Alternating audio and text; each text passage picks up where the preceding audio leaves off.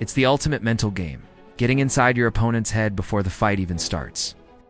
But when is trash talk an effective tool, and when does it all go horribly wrong? Let us take a look at some of the best and worst examples of trash talk in combat sports history. Number 10.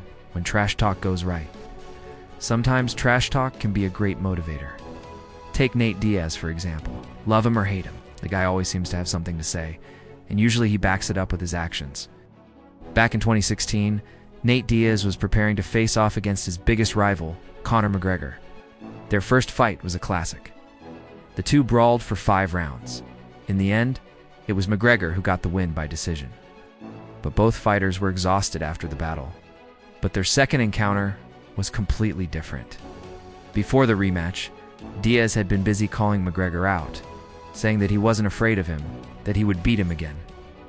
In the end, it was quite an accurate prediction. Diaz knocked McGregor out cold in the second round. The Irishman looked dazed from the opening bell and was finished soon after. Maybe all the trash talk got into McGregor's head, or maybe he was just fatigued from their last encounter. Either way, it was an amazing moment for Diaz. He later said that it was the greatest victory of his career. No. 9. When trash talk goes wrong, not all trash talk works like that. Sometimes it just ends up making the other fighter even angrier. Just ask Jose Aldo. Back in 2015, the UFC decided to crown a new featherweight champion. The contender, Conor McGregor.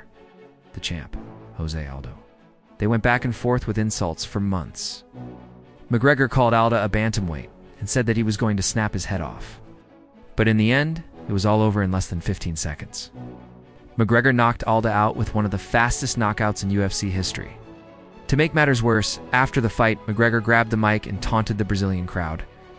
He ran around the octagon screaming, "Who's next?" while holding up Aldo's belt. To make matters even worse, Aldo was later stripped of his title because of injuries, meaning that he didn't even get to keep his championship belt.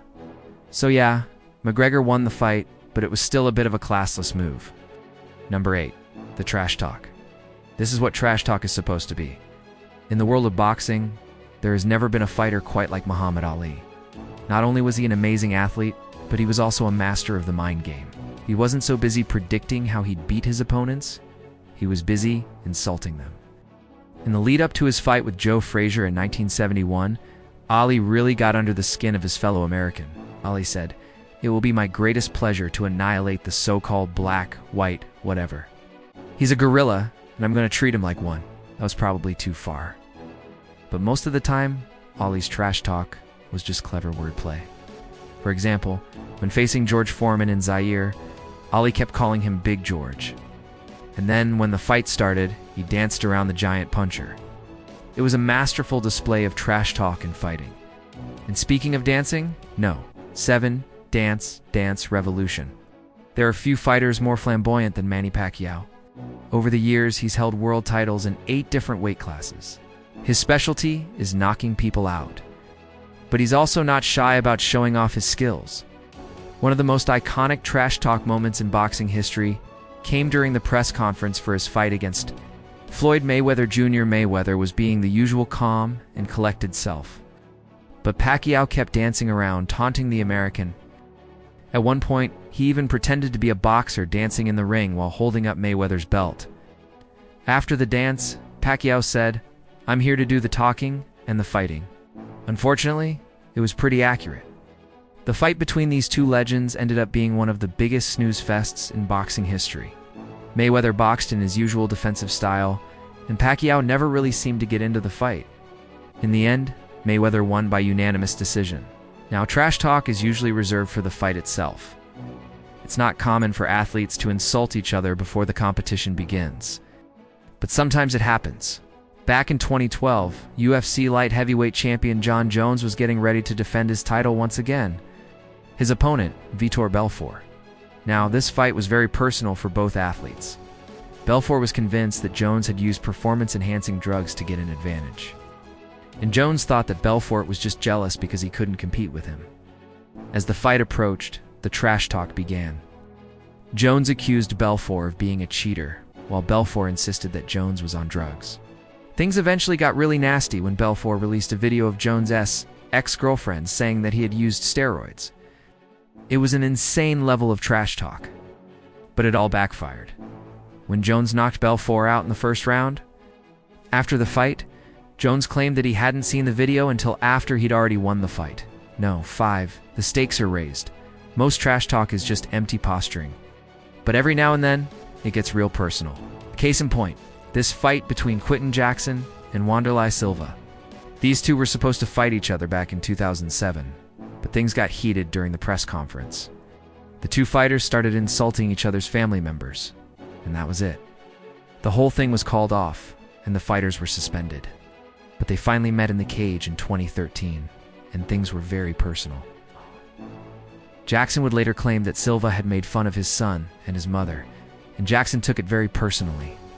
Of course, we don't know what was said behind the scenes, but Jackson sure seemed to believe it, no? 4. Words can't do it. Sometimes, it's better to just let your fists do the talking. But that doesn't stop trash talkers like Kevin Gates. Back in 2016, Gates was preparing to fight Michael Bisping at UFC 204. Gates kept needling the Englishman, calling him names like White Boy. Bisping got the win in the third round. The fight was a lot closer than expected. Gates did manage to knock Bisping down twice, but the Brit hung on. And in the end, it was Bisping who landed the more significant blows. Still, Gates' trash talk definitely motivated the crowd. Sadly, he lost the fight, but gained a huge amount of respect from the Manchester crowd. No. 3. Leave me alone. Sometimes trash talk works, but it's not always for the reason that you think. Take this fight between two YouTube stars, Logan Paul and KSI. The build-up to the fight was filled with trash talk from both sides. But in the end, it was all forgotten.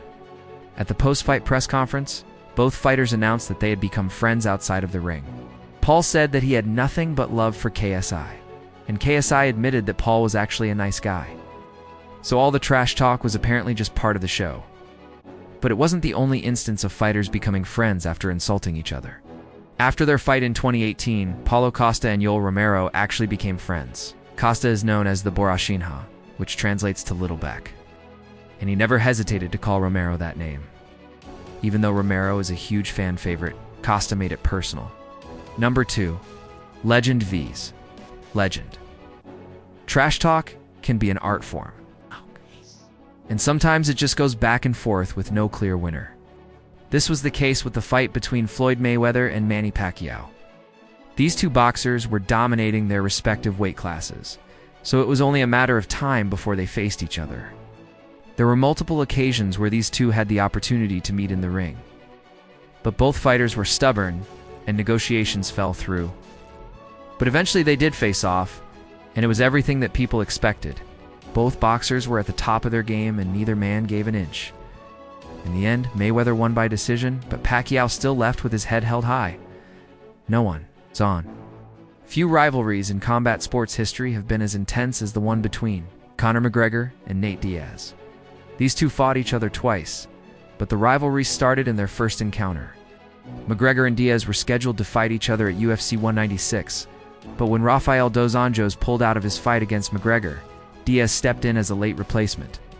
Even though Diaz was a welterweight, he easily made the drop to lightweight to take on McGregor. But to make matters worse, McGregor missed the mark at the weigh-ins. Diaz taunted him mercilessly, saying 14.5%, 14.5%. What are you, little man? McGregor would later admit that he felt the pressure of being the star of the show. He may have been one of the best featherweights in history, but he was outclassed by the bigger Diaz. The Stockton native submitted him in the second round.